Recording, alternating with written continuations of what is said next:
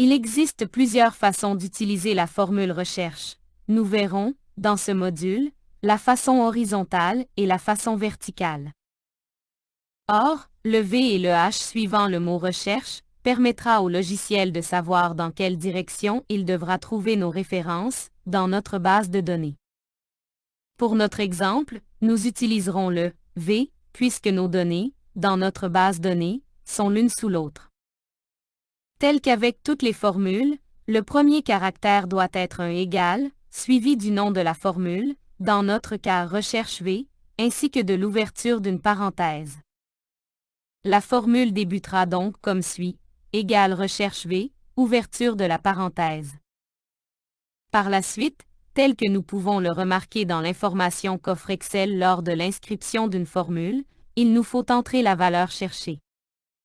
Cette information équivaut en fait à l'endroit de départ duquel Excel doit se référer. Dans notre cas, il s'agit du code de l'article. Nous indiquons alors au logiciel que si un code est entré dans la cellule de la valeur cherchée, il doit faire une recherche verticale dans la base de données que nous aurons préalablement créée.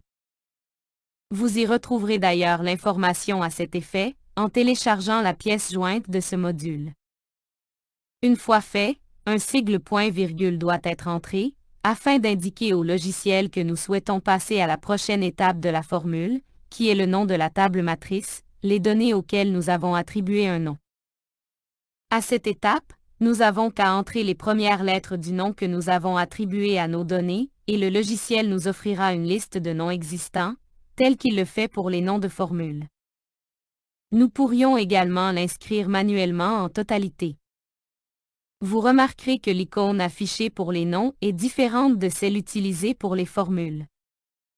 Notre formule devrait donc être recherche V, ouverture de la parenthèse, valeur cherchée, notre code de l'article, point-virgule, le mot donné, correspondant au nom appliqué à notre tableau puis point-virgule à nouveau.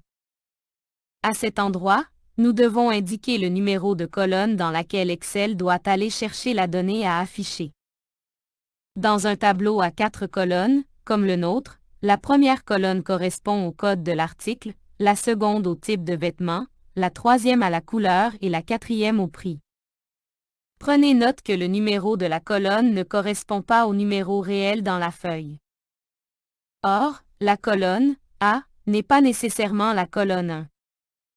Il en va de même pour les recherches horizontales, donc les recherches H.